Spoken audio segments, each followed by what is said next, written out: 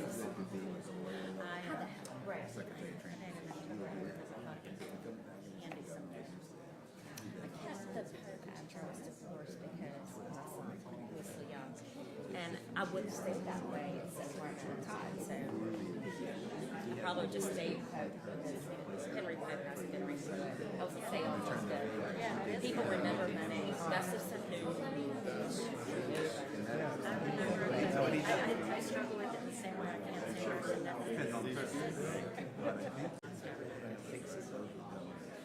well, I know they kind of, they 2 years ago, they were saying my name or something, and they got to be comical and have that laughing He makes her pretty good there. That would work. and I didn't know about it. Shane Massey, they all like people have 3 to 1 that wouldn't play out. I think that's a pretty good scenario. Okay. I didn't hear it and never did hear it. So. I got to Suzanne Heather or something.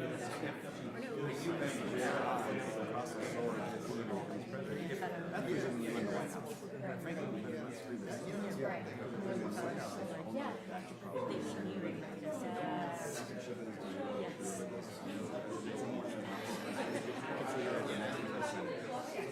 Any of them coming in?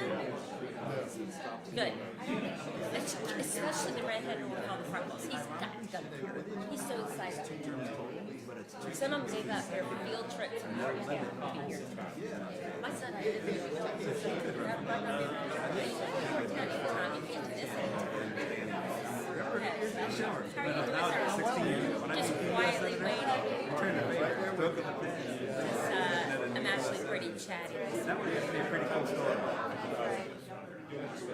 But who knows? Yorktown's not cut what it used to be. Well, my husband went on an overnight night flight with Are you glad? and Not 9:30 last night. and that was he said that was That would change. never done was be able to see their That would have been night. a different word I would have used. A little airy. He gave her all to Sue, sending me pictures. Yeah. Tuxedo, aircraft Animals are out and about. Never think of having to go back and ship.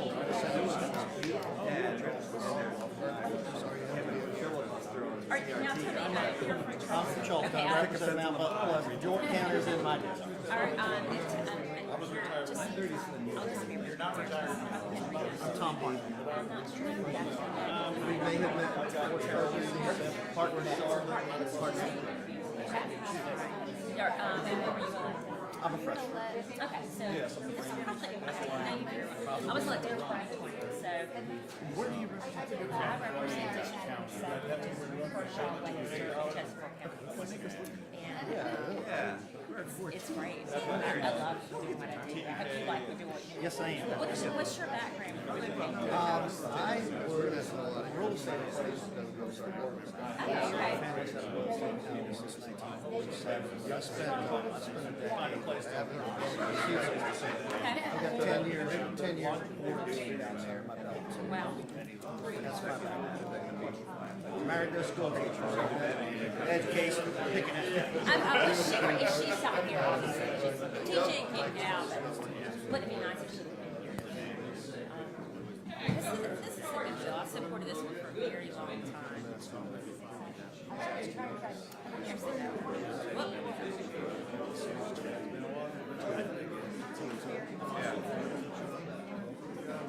Just like a wife, aren't I? Can I have it? Can you take it back? Can I have it? They were very shy. Little Chester was happy to be here. I said, fun. Hey, how are you? Good to see you again. Trying to figure all this out.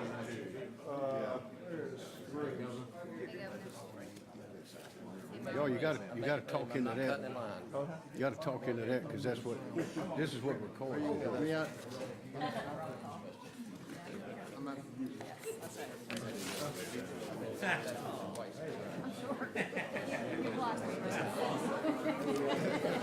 Okay. You know my issues with the school board. You here? I'm here. Can you see over this? We can Yeah. lower it down a little bit. All right, we ready? Y'all, we ready to go? Everybody ready to go? Everybody ready to go? That's the unruly house back there. Well, y'all, thank you for coming. This is a glorious day for our state. We've been working on getting our young people educated and ready for this great world that we're building here in South Carolina for a long time. And having the freedom to choose the school that is best for your children is something that parents have been seeking for 20 or 30 years or more here. And a lot of those here have been involved with that effort. I remember when I was on the South Carolina Policy Council 30 years ago, that was one of our top issues. I know in the political circles, that's often a top issue. And I know with the senators, representatives, and other leaders here today, in and out of education, and particularly with parents, that is the number one issue. And we have finally arrived at the beginning of a great solution and a great step forward for our state. We got these ideas from other states that tried things. Some worked, some didn't. But everything in this bill, this new law, works and will work well. It worked extremely well for the people of South Carolina.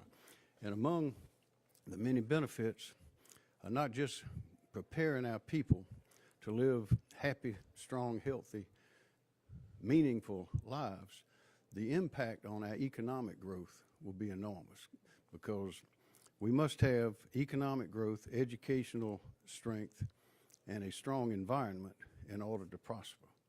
And this goes right to the heart of that educational strength. So we have a number of people here who will speak, but again, this is a great step forward for our state, and I think we will find enormous success and happiness because of it. Superintendent? Thank you. Governor, thank you so much for hosting us today, and it's an honor to be standing up here in this room with so many folks who have run on this issue and run successfully on this issue. Today is about promises made and promises kept. We have told the families of South Carolina in unequivocal terms that we will fight for them and for their right to choose the best education opportunity to help their student thrive. And as the governor said, today is one small step for South Carolina and one giant leap for every single student whose life is going to be changed because of the power of this program. I think what today shows is that this is not an either-or choice. We have made incredible progress in this state, thanks to the leadership of our governor, our speaker, our members of the Senate who are here as well, to advance public education in this state. And the fact is that, like the governor mentioned, programs like S39 have been implemented in other states all over the country and implemented successfully. I like to point to the state of Florida as maybe the best example. It has some of the oldest and largest choice programs in the country, and what we have found through research and common sense and individual experience is that where there are more choices, public education does better. And so as State Superintendent of Education, I am proud to say that we are building the education ecosystem of the future right here in South Carolina to support that incredible economic growth that the governor is talking about and to support the needs of individual students. We are here today to talk about the benefits to students, not systems, because that is what education is about, is the individual God-given potential of every single student in our state. So I'm honored to be here today and so thankful for this opportunity. Thank you, ma'am. Senator Grooms. Oh, it's a great day, I'm going to tell you. I introduced the first school choice legislation more than 25 years ago as a proviso to the state budget. Man, I got my hat handed to me that day, all right? And I pushed again and again and again. Got knocked down, but I stood back up. Got knocked down, but stood back up. Man, last year we came close, got knocked down, stood back up. For 25 years, I've pushed the notion that parents ought to be the drivers of their children's education. That education shouldn't be divided up among who lives in the best zip code and who doesn't. Parents, when given options, when given choices, will exercise those choices in the best interest of their children and their families, and we will have good outcomes. Because there's one thing that we all know, freedom only works every time. Only works every time. Buddy Lingle was someone who worked as a visiting fellow with the Palmetto, with the South Carolina Policy Council when I was first elected. Some of the first school choice programs and ideas around the country originated there. So out of that has grown many school choice programs across our country, but today is a wonderful day for the children of South Carolina. After a quarter of a century, we now have one of the first real school choice programs that will be transformational in South Carolina, and I'm awfully proud to be a part of it. Thank you. Speaker Smith, Merle Smith. Thank you, Governor. And as you heard, this is a monumental day for South Carolina. As Senator Grooms recognized earlier, we've been dealing with this debate, Senator, since 2004. I can remember when we first talked about putting parents in charge. And that was what the moniker was for choice in South Carolina, is giving parents the power to make decisions for what's best in their children's interest. As we went through COVID, the one thing we learned coming out of COVID is parents were demanding options for their children and choices. And today, South Carolina has delivered on that demand that parents have made to us. I am very proud to be a part of this, and as we're empowering parents, and that's what it's about, empowering parents and giving students opportunities. And I just want to thank the governor for his leadership, as always, on this issue. Superintendent Weaver, thank you. You're new, and you get the huge bill passed in your first 6 months of being superintendent. And Senator Grooms, Senator Hembry, y'all led the way. We thank you, Senator Massey. I put this as one of the top priorities. And I am very proud of my House members who worked hard on this issue. And a lot of work has gone into this issue well before we started session in January. In particular, I want to thank Chair Lady Erickson, Shannon Erickson. As soon as she became our education chairwoman, she said that she needed the opportunity to push choice in South Carolina. She led the way. Without her, I'm not so sure we would have that in the House. I appreciate her strong leadership, and it's a great day in South Carolina for parents and for children, and I'm glad to be a part of this today. Thank you, Mr. Speaker. Senator Hembry. Thank you, Governor, and I also want to thank a few people first. I want to thank Majority Leader Shane Massey. He was the subcommittee chair on this bill for years, has literally worked on it for a number of years, has held many, many meetings. I want to thank his subcommittee and the full Education Committee, because they were able to put together a very good bill, a good product that we got to send to the House. I remember last summer, in the off-season, meeting with Chairwoman Erickson about this bill. We coordinated our effort. We, on a number of bills actually, kind of devised a strategy. And actually, when the House and Senate works together, gosh, what do you know? You can pass something. But we really did have a great start for her, and she took this bill personally. I mean, she took it as one of her top priorities, and just did a magnificent job working it through the House.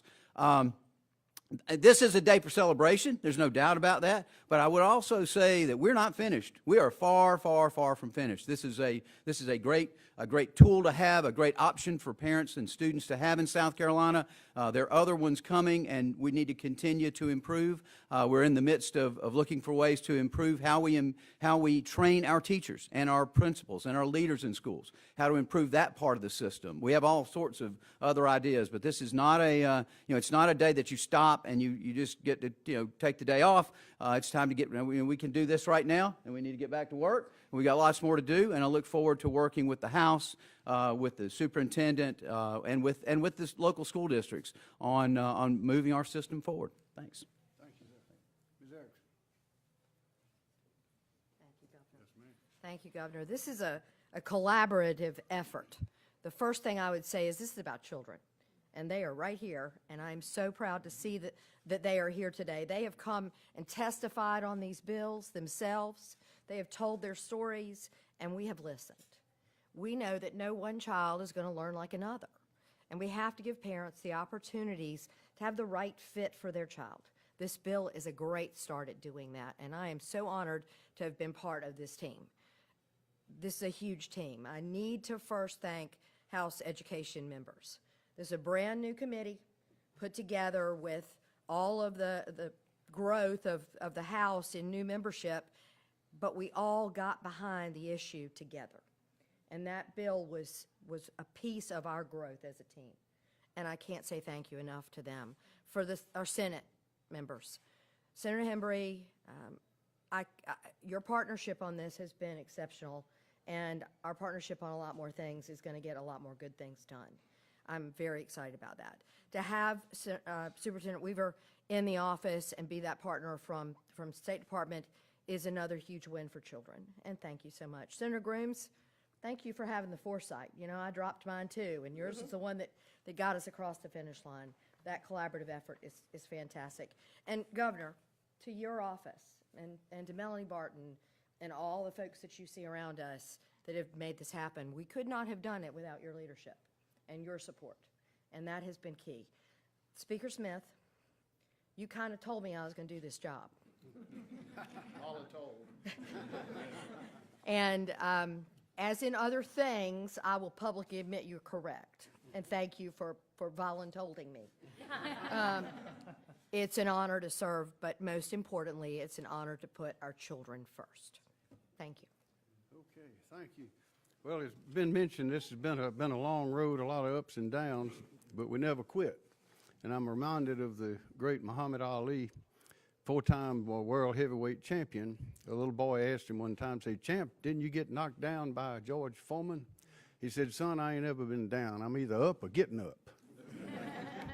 Well, that's what we're doing, and we're up now, and we got a ways to go. But this rocket has launched, and it's going to produce great results. Does anyone have a question for anyone here? Yes, sir. Yes, opponents of the bill have said that now we're sharing more pieces of the pie with private schools, and public schools are the ones that need improved. What do you have to say to that? Go ahead. Well, thanks to the leadership of the members of the General Assembly that you see standing behind us today, we have increased steadily funding for our public education system. We have increased teacher pay. There is a bill on the Senate calendar today that would provide paid family leave for teachers. So we are investing in our teachers. One of the things that I am most excited about is the visionary partnership that we have had with the General Assembly around the topic of early literacy. There is nothing more foundational to our state's future than ensuring that our teachers have the tools they need to ensure that our children can have that foundational skill of reading. And so we've made a significant investment in public education this year. And I come back to what I said before. The opponents of this bill will try to tell you that it's an either-or choice. This is a both-and. We are doing all of the above. We are supporting incredible public education. We are supporting the students who will benefit from this program. We are supporting charter schools. We are supporting magnet schools. This is the education ecosystem of the future, because when parents have a choice, kids have a better chance. We know a lawsuit is coming, if not today, but certainly within a week.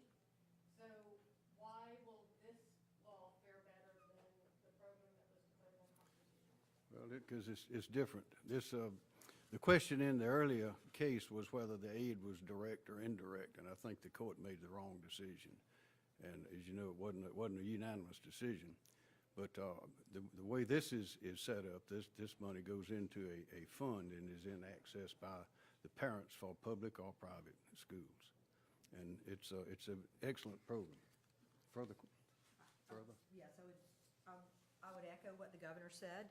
It also is modeled after some other programs that we have that are existing in the state. We have a robust 4K program that is actually nationally recognized as an either-or, funding to both situations. We have college tuition grants in those areas as well. So we expect a different outcome here. And Speaker Smith, obviously, I've been covering this for 20 years too. So what do you attribute COVID to finally pushing it over the edge? How big a part was that? I think it was a large part of recognizing that the demand for choice amongst parents. When we look at this, we've always debated it in the abstract. You've had the advocates and you've had the opponents come up here and make their arguments. But this is when you saw the reality of what the public demanded and what parents demanded. And I think that gave us the impetus to finally get this to the finish line. I remind you, last year, the bill passed both the House and the Senate, and unfortunately, the time ran out before we were able to pass the bill. But you see, that's why this bill probably passed so quickly this year. And in terms of next steps, Chairman Bannister, you've got the tax credit bill. Is it in here? He's right over there. Oh, okay. What do you expect to happen in Ways and Means this afternoon? I think we're taking testimony today. We probably won't take any action. Thank you. So we'll take testimony today, see what the critics of the bill suggest are the problems, see what the strengths are, and then we'll work on the bill over the off session. Will this bill go into effect for this quarter or for the next quarter? So the bill is scheduled to be implemented for not the following school year, but the year after that, I believe, 24, 25. And so we will be working hard at the department on the implementation of this bill to ensure that parents can access it in an easy, user-friendly way, as well as work in partnerships with the schools and other providers who will be participating in the program. More questions? In that case, let's sign them up. Just have the speakers move first, and then everybody else can fill in around them. Thank you. If you can find room.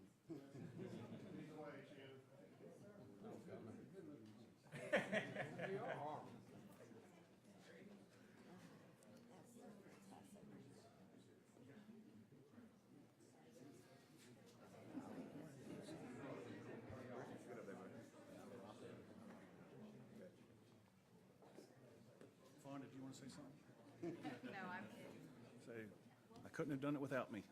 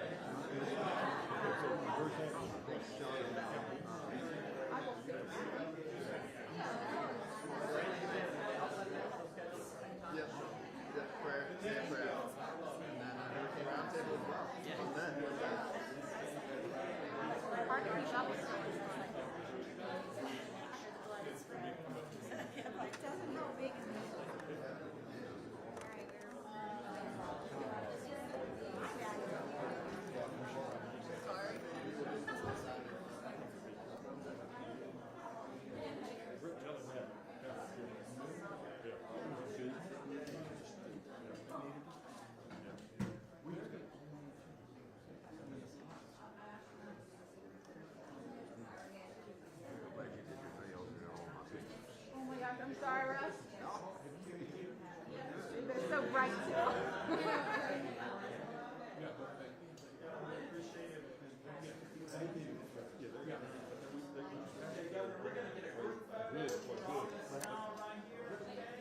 I will. See what,